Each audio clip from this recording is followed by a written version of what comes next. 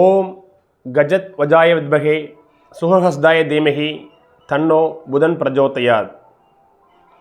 ஓம் குரு பிரம்மா குரு விஷ்ணு குருதேவோ மகேஸ்வரா குரு சாஷா பரபிரம்மா தஸ்மை ஸ்ரீ குருவே நமக. வணக்கம்.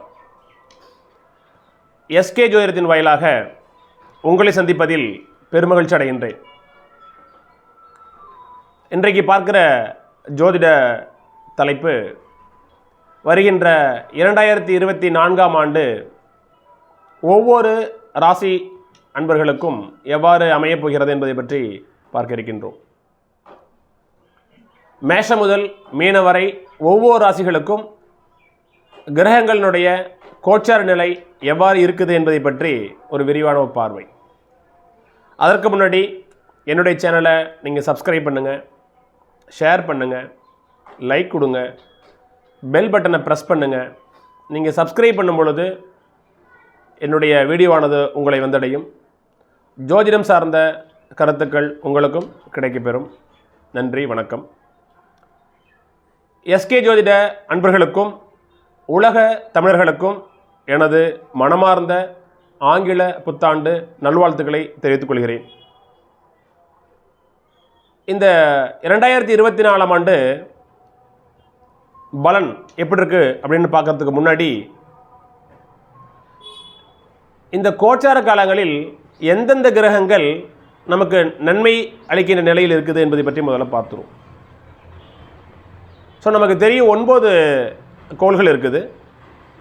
சில கோள்கள் பார்த்திங்கன்னா மாதம் ஒரு ராசியிலேருந்து மற்றொரு ராசிக்கு போயிட்டே இருக்கும். இப்போ சூரியன் அப்படின்னு சொன்னால் ஒரு ராசியிலேருந்து மற்றொரு ராசிக்கு நகர்ந்து செல்வதற்கு ஒரு மாதம் 30 நாட்கள், சரிங்களா? அதே மாதிரி சந்திரன் பார்த்திங்கன்னா 2.25 நாட்கள் தான் ஒரு ராசியில் இருக்கும். அதுக்கப்புறம் அந்த சந்திர பகவான் அடுத்த ராசிக்கு போயிடுவார். அதே மாதிரி புதன், சுக்கிரன், செவ்வாய் இது எல்லாமே மாதக்கோள்கள் தான். ஒரு 30லேருந்து 40 நாட்களுக்குள்ள ஒரு ராசியிலேருந்து மற்றொரு ராசிக்கு நகர்ந்து போயிடுவாங்க.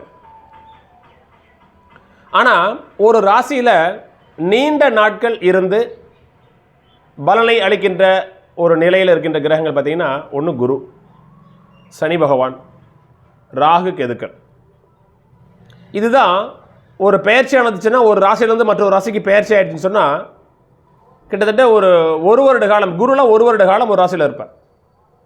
சில காலங்கள் வக்ரமடைவார், அது ஒன்றும் பிரச்சனை இல்லை. பட் குரு பகவான் ஒரு ராசியில் ஒரு வருடம் இருப்பார். ஒரு ராசியிலேருந்து மற்றொரு ராசிக்கு இடம்பெயர்றதுக்கு ஒரு ஆண்டு எடுத்துக்கும். அதேமாதிரி சனி பகவான் ஒரு ராசியிலிருந்து அடுத்த ராசிக்கு நகர்ந்து செல்வதற்கு 2.5 ஆண்டு காலம் எடுத்துக்கிறார். அதனால தான் மெதுவாக செல்கின்ற கிரகம் மந்தன் அப்படின்னு பேர். கால் தாங்கி தாங்கி நடந்து போவார். ஸோ அந்த அமைப்புகள் தான் சனி பகவானுக்கு. அதேமாதிரி ராகு, கேது போன்ற கிரகங்கள் கிட்டத்தட்ட 1.5 ஆண்டுகள் 18 மாதங்கள் ஒரு ராசியில் இருப்பாங்க. ஒரு ராசியிலிருந்து அடுத்த ராசிக்கு அவங்க பெயர்ச்சி ஆகிறதுக்கு ஒரு வருடம் 8 மாதம் ஆகுது, 1.5 வருஷம் ஆகுது, சரிங்களா? ஸோ அப்போது இந்த ஒவ்வொரு ராசிக்கும் நீண்ட நாட்கள் இருந்து பலனை தருகின்ற குரு, சனி, ராகு, கேது போன்ற கிரகத்தினுடைய நிலைகள், அப்புறம் அந்த மாதக்கோள்களினுடைய நிலைகளை கொண்டு ஒவ்வொரு ராசிக்கும் இந்த 2024ஆம் ஆண்டு எவ்வாறு இருக்குது என்பதை பற்றி ஒரு விரிவான ஒரு பார்வை. சிம்மராசி அன்பர்களாகிய உங்களுக்கு குரு பகவான் உங்கள் ராசிக்கு 9ஆம் இடத்தில் வருகின்ற மே மாதம் வரை இருப்பார். மே மாதத்தில் ஒரு குரு பெயர்ச்சி இருக்கிறது. அதன் பிறகு குரு பகவான் 10ஆம் இடத்துக்கு செல்வார். பேசிக்காக ஒன்று நம்ம தெரிஞ்சுக்கணும். சிம்ம ராசிக்கு அதிபதி சூரியன்.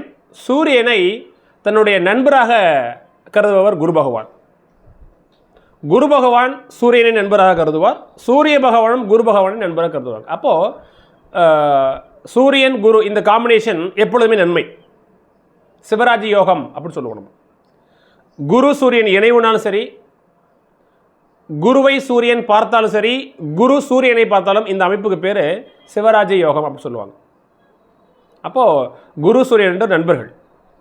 என்ன சொல்ல வரேன்னு சொன்னால், சிம்மராசிக்கு குரு பகவான் எந்த நிலையிலும் கெடுதலை செய்ய மாட்டார். அதுக்கு தான் அதான் இந்த அர்த்தம். அப்போ சிம்மராசிக்கு குரு பகவான் எங்கே இருக்கிறார்? தற்பொழுது வருகின்ற மே மாதம் வரை உங்கள் ராசிக்கு 9ஆம் இடத்தில் இருப்பார். இப்போ 9ஆம் இடத்தில் இருக்கின்ற இந்த குரு பகவான் ஒரு நல்ல ஒரு பிளேஸ். அது உங்கள் ராசிக்கு 5ஆம் பாவாதிபதி, 5க்கும் 8க்கும் அதிபதியான குரு பகவான் 9ஆம் இடமான பாக்கியஸ்தானத்தில் அமைகிறார் அந்த குரு பகவான். அப்போது குரு பகவான் அங்கிருந்து உங்களுடைய ராசிக்கு 3ஆம் இடத்தை பார்ப்பார், உங்கள் ராசியை பார்ப்பார், உங்கள் ராசிக்கு 5ஆம் இடத்தை பார்ப்பார். சரிங்களா? உங்கள் ராசிக்கு 9ஆம் இடத்தில் குரு பகவான் இப்போ இருக்கிறார் மே மாதம் வரை. அப்போது 9ஆம் இடத்தில் இருக்கின்ற குரு பகவான் உங்கள் ராசியை பார்ப்பார். அப்போ உங்களுடைய மனது பலப்படும். ராசி என்பது நீங்கள். சரிங்களா?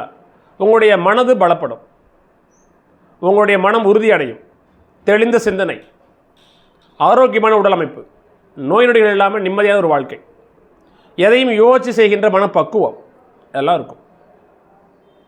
சரிங்களா? என்னதான் உங்கள் ராசிக்கு 7ஆம் இடத்தில் சனி பகவான் இருந்து உங்கள் ராசியை பார்த்தாலும் கூட மே மாதம் வரை குரு பகவானுடைய பார்வையும் உங்கள் ராசிக்கு இருப்பதனால் மிகப்பெரிய தாக்குதல் இருக்காது. சனியினுடைய தாக்குதல் உங்கள் ராசிக்கு இருக்காது. இருந்தாலும் மிகப்பெரிய அளவுக்கு அது உங்களை பாதிக்காது. ஏன்னா குரு பகவானுடைய பார்வையும் உங்கள் ராசிக்கு இருக்குது. சரிங்களா? அப்போ மனம் குழப்பம் இல்லாமல் தெளிந்த சிந்தனை, தெளிவான வாழ்க்கை முறை எல்லாம் சூப்பராக இருக்கும். சரிங்களா? ஓகே. அதே உங்கள் ராசிக்கு 3ஆம் இடத்தை குரு பகவான் பார்ப்பார். அப்போ தைரியம், வீரியம், தன்னம்பிக்கை, கீர்த்தி, புகழ் நல்லா இருக்கும். உங்களுடைய முயற்சி வெற்றி பெறும். 3ஆம் இடத்தை குரு பகவான் பார்ப்பதால் சிம்மராசிக்காரர்களாக நீங்கள் எந்த முயற்சி எடுத்தாலும் அது வெற்றி கிடைக்கும். உங்களுடைய இளைய துணைகளுக்கு நன்மை. சரிங்களா? குறுகிய தூர பயணங்கள் சிறப்படையும். குறுகிய தூரம் ட்ராவல் பண்ணி ஒரு பிஸ்னஸ் பண்ணுறீங்க, சிறப்பாக இருக்கும். எடுத்த காரியங்கள் வெற்றி. சரிங்களா? நல்ல வீரியம். சரிங்களா? நல்ல உடல் ஆரோக்கியம் எல்லாம் இருக்கும். சரிங்களா? நண்பர்களால் நல்ல ஒரு உதவி கிடைக்கும் உங்களுக்கு. அதே மாதிரி உங்கள் ராசிக்கு 5ஆம் இடத்தை குரு பகவான் பார்க்கிறார். மே மாதம் வரை இருக்கின்ற இந்த குரு பகவான் பாக்கியஸ்தானத்தில் இருந்து தன்னுடைய ராசியான தனுசை மனையை பார்க்கிறார். தனுசு மனையை பார்க்கிறார். அது உங்கள் சிம்ம ராசிக்கு 5ஆம் பாவகம். அது 5ஆம் இடம் நான் எப்போது சொல்கிற மாதிரி குழந்தைகள் ஸ்தானம். அப்போ இது நாள் வரை குழந்தை பாக்கியத்துக்காக காத்து கொண்டிருக்கின்ற அன்பர்களுக்கு குழந்தை பாக்கியம் நிச்சயம் கிடைக்கும். தசாபுத்திகளில் உங்களுக்கு சப்போர்ட் இருந்துச்சுன்னா கன்ஃபார்ம் எந்த விதமான குறைகள் இல்லாமல் மே மாதத்துக்கு கூட கண்டிப்பாக குழந்தை பாக்கியம் இருக்கும். பூர்வீகத்தில் நல்ல ஒரு முன்னேற்றம் இருக்கும். அதிர்ஷ்டம் தேடி வரும். சரிங்களா? பூர்வீக சார்ந்த சொத்துக்களில் லாபங்கள் கிடைக்கும். பூர்வீக சார்ந்த சொத்துக்கள் விற்கலாம், வாங்கலாம், எல்லாம் பண்ணலாம். ஒரு பூர்வீகம் சார்ந்து உங்கள் இடத்துக்கு பக்கத்தில் ஒரு இடம் வருதுன்னு சொல்லி தாராளமாக வாங்கிக்கலாம். ஸோ மண்மனை யோகங்கள் எல்லாமே இருக்குது உங்களுக்கு. சரிங்களா? அதே மாதிரி மே மாதத்துக்கு பிறகு இந்த குரு பகவான் உங்கள் ராசிக்கு 10ஆம் இடத்துக்கு வருவார். அப்போ உங்கள் ராசிக்கு 10ஆம் இடத்துக்கு வருகின்ற குரு பகவான் உங்கள் ராசிக்கு 2ஆம் இடத்தை குடும்பஸ்தானத்தை பார்ப்பார். அந்த மே மாதத்துக்கு பிறகு ஒரு 7 மாதம் 8 மாத காலம் ரிஷபராசியில் பயணிக்கிறார் குரு பகவான்.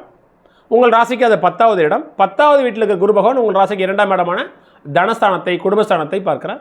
அப்போ தனம் கிடைக்கும், பணம் வரவு இருக்கும், குடும்பத்தில் ஆரோக்கியம், ஒற்றுமை, மகிழ்ச்சி இருக்கும். சரிங்களா? கண் சார்ந்த நோய்கள்லேருந்து நீங்கள் விடுதலை அடைவீங்க. வாக்குனால் வெற்றி கிடைக்கும். சரிங்களா? நீங்கள் பேசுகின்ற சொற்களால் உங்கள் நன்மைகள் விளையும். எல்லாம் சொல்லிகிட்டு இருக்கலாம். அதே மாதிரி உங்கள் ராசிக்கு 4ஆம் இடத்தை குரு பகவான் பார்ப்பார். சரிங்களா? இப்போ 4ஆம் இடம் என்பது என்னது? தாயார், மனை, வீடு, நில, வாகனங்கள். அப்போ இது சார்ந்த அமைப்புகள் நல்லாயிருக்கும். எப்பொழுதுமே குரு பகவான் எந்த வீட்டை பார்க்குறாரோ அந்த வீடு மேன்மை அடையும். இது ஒரு பேசிக். உங்கள் ராசிக்கு நண்பர் குரு பகவானை பொறுத்தவரை இருக்கிற வீட்டை விட பார்க்கிற இடம் சூப்பராக இருக்கும். அப்போ சிம்ம ராசிக்கு 10ஆம் இடத்தில் இருக்கின்ற குரு பகவான் மே மாதத்துக்கு பிறகு உங்கள் ராசிக்கு 4ஆம் இடத்தை பார்ப்பார். அப்போ தாயாருடைய உடல் ஆரோக்கியம் நல்லாயிருக்கும். தாயாருக்கு உங்களுக்கு ஒரு ஒற்றுமை இருக்கும், மகிழ்ச்சி இருக்கும். அம்மாவோடைய அனுகிரகங்கள், அம்மாவோடைய சொத்துக்கள் உங்களுக்கு கிடைக்கும். சரிங்களா? அம்மாவோடைய இதுவரை அம்மாவுக்கும் உங்களுக்கும் சில மனக்கசப்புகள் இருந்துன்னு சொன்னால் கண்டிப்பாக உங்களுக்கு ஒத்து வருவது. அதே மாதிரி வீடு, நிலம், வாகனம் எல்லாத்துலேயும் இருக்கும். வீடுக்காக வாங்கலாம், அப்பார்ட்மெண்ட் வாங்கலாம், கட்டின வீட்டை வாங்குங்க. சரிங்களா? வண்டி வாகனங்கள் வாங்குங்க, எந்த பிரச்சனையும் இல்லை. சரிங்களா? அதே மாதிரி உங்கள் ராசிக்கு 6ஆம் இடத்தை குரு பகவான் பார்ப்பார். இருந்தாலும் உங்கள் ராசிக்கு நண்பர் என்கிற காரணத்தினால் அது மிகப்பெரிய ஒரு கடன், நோய், வம்பு வழக்குகள்லாம் உற்றாது. ஆக சிம்மராசியை பொறுத்தவரையிலும் குரு பகவான் இந்த ஆண்டு உங்களுக்கு சப்போர்ட்டாக இருக்கிறார். சரிங்களா? அப்போ குருவினுடைய அனுகிரகத்தை மேலும் நீங்கள் பெருக்கணும்னு சொன்னால் வியாழக்கிழமை தட்சிணாமூர்த்தி பகவானை போய் வழிபடுங்க. ஒவ்வொரு வியாழக்கிழமையும் வயதளவு தீபமேற்றி நீங்கள் வழிபடுங்க. தட்சிணாமூர்த்தியினுடைய அருள் உங்களுக்கு கிடைக்கும். குரு பகவான் இந்த 24ஆம் ஆண்டு முழுமையும் உங்களுக்கு ஒரு உறுதுணையாக இருப்பார். சரிங்களா? அது உங்கள் ராசிக்கு 9ஆம் இடத்துல இருந்தாலும் நல்லது, உங்கள் ராசிக்கு 10ஆம் இடத்துல வந்தாலும் அவருடைய பார்வை உங்களுக்கு சிறப்பாக இருக்குது. ஸோ அதனால் இந்த 2024ஆம் ஆண்டு முழுமையும் குரு பகவானுடைய நிலை சிம்மராசி என்பவர்களுக்கு சிறப்பு. இப்போ சனியினுடைய நிலையை பார்ப்போம். சனி பகவான் உங்கள் ராசிக்கு பகைவர். கடகம், சிம்மம் இந்த ராசிகளுக்கு சனி பகவான் கடுமையான ஒரு பகை கிரகம், கடுமையான ஒரு எதிரியாக இருப்பார். சூரியனை தன்னுடைய எதிரியாக பகையாக நினைப்பவர் சனி பகவான். சந்திரனையும் சனி பகவான் பகையாக எண்ணுவார். அப்போ சூரிய சந்திர இந்த ராசி இந்த லக்னங்களுக்கு சனி பகவானுடைய இணைவு பார்வை நிச்சயமாக தப்பு. அப்போ சனி பகவான் உங்கள் ராசிக்கு நேர் 7ஆம் இடத்துல இருந்து கண்டக சனியாக உங்களுடைய ஜென்மத்தை பார்ப்பார், உங்களுடைய ராசியை பார்ப்பார். சரிங்களா? அப்போ சனி பகவான் உங்கள் ராசியை பார்த்தாலும் கூட நான் ஏற்கனவே சொன்னது மாதிரி மே மாதம் வரை உங்கள் ராசிக்கு 9ஆம் இடத்தில் இருக்கின்ற குரு பகவானுடைய பார்வையும் உங்கள் ராசி மீது விழும் பொழுது சனியினுடைய தாக்கம் அதிகமாக உங்களுக்கு இருக்காது. ஸோ சிம்மராசி அன்பர்கள் நீங்கள் கவலை கொள்ள தேவையில்லை. ஒன்றே ஒன்று மட்டும் நான் சொல்ல விரும்புகிறேன். சிம்ம லக்னமாக நீங்கள் இருந்து லக்னத்திலே சனி இருந்து அந்த சனி பகவான் வக்ரம் அடையாமல் இருந்தால், தற்பொழுது உங்களுக்கு சனி திசை நடந்து கொண்டிருந்தால், இந்த 7ஆம் இடத்தில் இருக்கிற சனி பகவான் உங்களுக்கு சற்று அதிகமான கெடுபழங்களை கொடுப்பார். சரிங்களா? நீங்கள் சிம்ம லக்னமாக இருந்து, சிம்ம ராசி நீங்கள் சிம்ம லக்னமாக இருந்து லக்னத்திலே சனி பகவான் அமர்ந்து சனி பகவான் வக்ரம் அடையாமல் இருந்து தற்பொழுது இந்த காலகட்டத்தில் உங்களுக்கு சனி திசையும் நடந்தால், இந்த உங்கள் ராசிக்கு 7ஆம் இடத்தில் இருக்கின்ற சனி பகவானால் உங்களுக்கு நண்பர் வகைகளும் மனைவி வகைகளும் உங்களுக்கும் சில மன உளைச்சல்கள், கஷ்டங்கள், தொந்தரவுகள் வரும். அப்படி இல்லாத பட்சத்தில் நீங்கள் உங்கள் ராசிக்கு 7ஆம் இடத்தில் உள்ள சனியை பொறுத்து நீங்கள் பயப்பட தேவையில்லை. சரிங்களா? உங்கள் ராசிக்கு 9ஆம் இடத்தில் சனி பகவான் பார்ப்பார், 9ஆம் இடத்தில் உள்ள குருவை பார்ப்பார். அப்போ குருவினுடைய காரகத்துவங்கள் சற்று பாதிக்கப்படும். இருந்தாலும் குரு பகவான் தன்னுடைய நண்பருடைய வீட்டில் செவ்வாயோடைய வீட்டில் இருக்கிறார். உங்கள் ராசி அதிபதி சூரியனுக்கு அந்த செவ்வாய் நண்பர். செவ்வாய் குருவுக்கு மிக பிடித்தமான வீடு. எனவே சனியினுடைய பார்வை குருவை மிகப்பெரிய அளவுக்கு அது பாதிக்காது. எனவே பிரச்சனை இல்லை. இருந்தாலும் 9ஆம் இடத்தை சனி பகவான் பார்ப்பதன் காரணமாக உங்களுடைய தந்தையினுடைய உடல் ஆரோக்கியத்தில் நீங்கள் கொஞ்சம் கேர் பண்ணிக்கணும். தந்தைக்கு உங்களுக்கும் சின்ன சின்ன மனக்கசப்புகள் வந்து சரியாக போயிடும். சரிங்களா? உங்களுடைய பாக்கியஸ்தானத்தை சனி பகவான் பார்ப்பதால் லாபத்தில் சற்று தடைகள் இருக்கும், பிறகு லாபங்கள் கிடைக்கும், தொழில் முன்னேற்றம் அமையும். சரிங்களா? அப்போ சொந்த தொழில் பண்ணிங்கன்னு சொன்னால் உங்களுக்கு கிடைக்கின்ற அந்த பாக்கியத்தில் அந்த லாபத்தில் சில குறைபாடுகள் இருக்கும். ஆனாலும் குருவினுடைய இருப்பு அந்த இடத்தை பலப்படுத்தும். அதேமாதிரி உங்கள் ராசிக்கு 4ஆம் இடத்தை சனி பகவான் பார்ப்பார். 10ஆம் பார்வையாக 7ஆம் இடத்தில் இருக்கின்ற சனி பகவான் 10ஆம் பார்வையாக உங்கள் ராசிக்கு 4ஆம் இடத்தை பார்ப்பார். ஸோ தாயார், மனை, வீடு, நிலவாகனம் இந்த காலகட்டங்களில் இந்த அமைப்புகளில் சற்று பிரச்சனைகள் உண்டு பண்ணாலும், நான் ஏற்கனவே சொன்ன மாதிரி மே மாதத்துக்கு பிறகு வருகின்ற குரு பயிற்சிக்கு பிறகு வருகின்ற அந்த அமைப்பு உங்களுக்கு சிறப்பாக இருக்கும். சரிங்களா? ஸோ ஒரு சமயம் சனியினுடைய பார்வை உங்கள் ராசிக்கு கெடுதலாக இருந்தாலும் கூட குருவோடைய பார்வை அதை சமநிலைப்படுத்துது. எனவே சிம்மராசி அன்பர்கள் நீங்கள் பயப்பட தேவையில்லை, பயம் கொள்ள தேவையில்லை. இந்த 24ஆம் ஆண்டு உங்களுக்கு நிச்சயமாக சிறப்பாக இருக்கும். எல்லா வயது மக்களுக்கும். சிம்மராசின்னு சொன்னால் ஆரம்ப கல்வி படிக்கின்ற குழந்தைகளிலிருந்து பட்டப்படிப்பு படிக்கின்ற இளைஞர்கள் வரை சிறப்பாக இருக்கும். அதே மாதிரி திருமண காலகட்டங்கள் அந்த அமைப்பில் இருக்கிறவங்க, குழந்தை பாக்கியம் இல்லாத இருக்கிறவங்க எல்லாத்துக்கும் சிறப்பு தான். ஏன்னா குரு பகவான் ஒரு வருடத்திற்கு ஒரு முறை ஒரு வீட்டிலேருந்து இடம்பெயர்வார். அந்த வகைகளில் இந்த ஆண்டு பார்த்தீங்கன்னு சொன்னால் ஒரே ஆண்டில் ஒரு முறை பெயர்ச்சி ஆகிறார். சிம்மராசிக்கு தற்போது மே மாதம் வரை மே மாதம் வரை மேஷராசியில் இருப்பார்.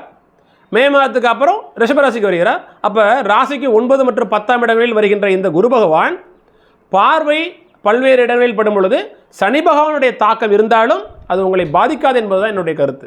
அதனால் சிம்மராசி நண்பர்கள், அன்பர்கள் நிச்சயம் பயம் கொள்ள தேவையில்லை. சிறப்பான ஒரு காலகட்டமாகவே இந்த ஆண்டு உங்களுக்கு அமைய இருக்கிறது. அடுத்து ராகுவோட நிலையை பாருங்களேன். உங்கள் ராசிக்கு 8ஆம் இடத்தில் ராகுவான் இருப்பார். ராகு பகவான் உங்கள் ராசிக்கு 8ஆம் இடத்தில். இது தப்பு. சிம்மராசியை பொறுத்தவரையிலும் ராகுவினுடைய கோச்சார் நிலை 8ஆம் இடத்தில் இருப்பது தப்பு. அப்போ என்ன ஆகும்? தப்புன்னா என்ன ஆகும்? கொஞ்சம் நீங்கள் கவனமாக இருக்கணும். சரிங்களா? உடல் ஆரோக்கியத்தில் ராகுனுடைய இருப்பு 8ஆம் இடத்தில் இருக்கும் பொழுது உடல் நலம் சார்ந்த வகையில் சில பாதிப்புகள் ஏற்படுத்தும். அப்போ நீங்கள் என்ன பண்ணணும்? வெளிநாடு வெளிமாநிலங்கள் போயிடலாம்.